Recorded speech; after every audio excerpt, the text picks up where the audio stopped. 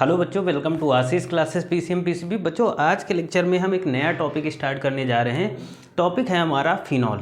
सबसे पहले हम समझेंगे फिनॉल होता क्या है। इससे पहले हम एल्कोहल पढ़ चुके हैं, ईथर पढ़ चुके हैं। अब एल्कोहल, फिनॉल और ईथर चैप्टर में हम फिनॉल को स्टार्ट करेंगे। सबसे पहले हम बात करेंगे कि फिनॉल होते क्या हैं। ठीक है बच्चों। तो बच्चों, अगर फिनॉल की बात करें तो जब भी कोई हाइड्रोक्सिल ग्रुप का मतलब होता है सिंगल बॉन्ड OH।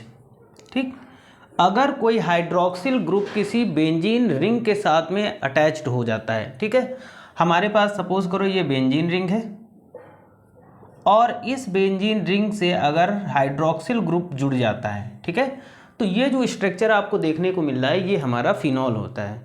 तो बात समझ में आ गई होगी कि फिनॉल क्या होते हैं। कि जब कोई हाइड्रोक्सिल ग्रुप किसी बेंजीन रिंग के साथ अटैच होता है तो वो जो स्ट्रक्चर, वो जो कंपाउंड बनेगा वो हमारा फिनॉल होगा। यहाँ पर आप समझ चुके होंगे हाइड्रोक्सिल ग्रुप क्या होता है। तो सिंगल बॉन्ड OH ये हमारा हाइड्रोक्सिल ग्रुप होता है। ठीक है, वही चीज़ यहाँ पर लिखी गई है कि इन फिनॉल हाइड्रोक्सिल ग्रुप जो कि सिंगल बॉन्ड OH होता है is directly attach to the benzene ring. जब कोई hydroxyl group direct benzene ring से अटैच्ड होता है तो उसे हम फिनॉल बोलते हैं बच्चों।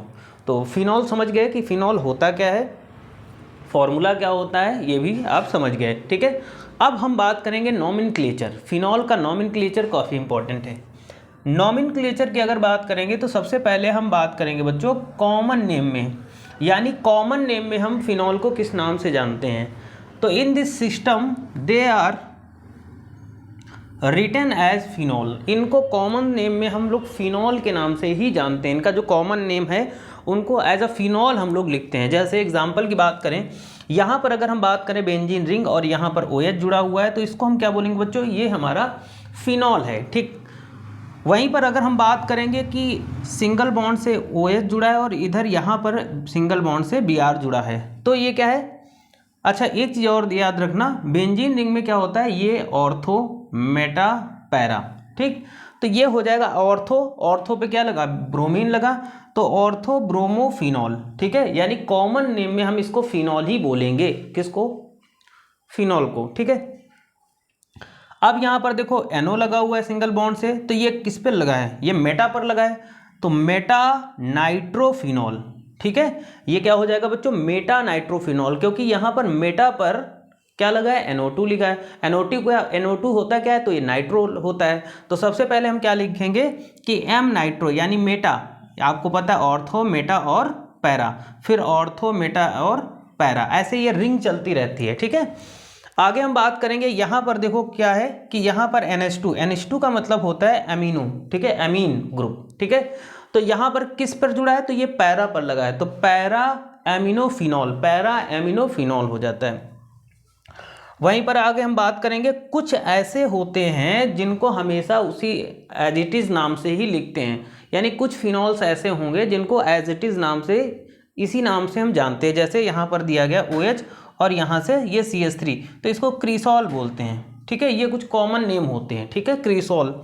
वैसे single bond OH, single bond, ये क्या हो गया, कुनाल। ठीक है, इसको एज इट इज़ इसी नाम से जानते हैं। अगर यहाँ पर 1 2 3 OH जुड़े हो तो इसको बोलते हैं पायरोगैलॉल। ठीक है, तो ये यहाँ पर कुछ कॉमन फिनॉल होते हैं जिनको इन्हीं के नाम से हमेशा जानते हैं। ठीक है, आगे देखो बच्चों, अगर हम बात करेंगे कि IPAC सिस्टम में हम फिनॉल को किस नाम से जानेंगे बच्चों, तो IPAC सिस्टम में हम बात करते हैं तो इनको एज अ हम हाइड्रोक्सी के नाम से जानेंगे। ठीक है, एज अ हाइड्रोक्सी इनको रिटर्न करेंगे। जैसे यहाँ पर ये हमारा फिनॉल है, ये फिनॉल का स्ट्रक्चर है। ठीक, तो इसको हम IPAC सिस्टम में क्या पढ़ेंगे, हाइड्रोक्सी बेंजीन। क्या पढ़ेंगे, हाइड्रोक्सी बेंजीन। यहाँ पर CH3 और सिंगल बॉन्ड CH3 ये जुड़ा हुआ है तो इसको बोलेंगे 2। अब देखो ये क्या होगा, ये 1, ये 2, ये 3, ये 4, ये 5 और ये 6, तो 2 मेथिल, 2 नंबर पे मेथिल है, तो इसको पढ़ेंगे क्या, 2 मेथिल हाइड्रोक्सी बेंजीन। ये IPAC नेम है इसका। यहाँ पर देखो अगर हम बात करेंगे OH 1 2 3 4, तो देखो 3 नंबर पर CH3 जुड़ा हुआ है, तो क्या हो जाएगा 3 methyl hydroxy benzene, 3 methyl hydroxy benzene, 3 methyl hydroxy benzene, ये इसका IPAC नेम है। आगे हम बात करेंगे यहाँ पर बच्चों, देखो यहाँ पर इधर Br लगा, यहाँ पर Br लगा, यहाँ पर Br लगा, यहाँ पर OH लिखा, तो देखो 2 3 4 5 6, तो इसको क्या लिखेंगे 2 4 6 2 4 6 2 4 6, ठीक है 2 4 6 2 4 6, ट्राई मतलब 3 बार, तो 2 नंबर पे 3 नंबर पे 2 नंबर पे और 4 नंबर पे और 6 नंबर पे, इसीलिए 2 4 6 लिख लिया। 3 है तो इसलिए हमने ट्राई लिखा, ब्रोमीन जुड़ा हुआ है तो ब्रोमो, तो 2 4 6 ट्राई ब्रोमो हाइड्रोक्सी बेंजीन, क्या बोलेंगे हाइड्रोक्सी बेंजीन। तो इस तरीके से हम यहाँ पर IPAC सिस्टम में कुछ इस तरीके से हम लोग फिनॉल को पढ़ते हैं, जबकि कॉमन सिस्टम में कुछ इस कॉमन नेम सिस्टम में हम कुछ इस तरीके से फिनॉल को अच्छे से रीड करते हैं बच्चों। तो मेरे हिसाब से आपको समझ में आया होगा कि कॉमन सिस्टम में फिनॉल को कैसे लिखते हैं और IPAC सिस्टम में हम फिनॉल को कैसे लिखते हैं और फिनॉल होते क्या हैं। इस लेक्चर में हमने ये बेसिक चीज़ें आज के लेक्चर में जानी।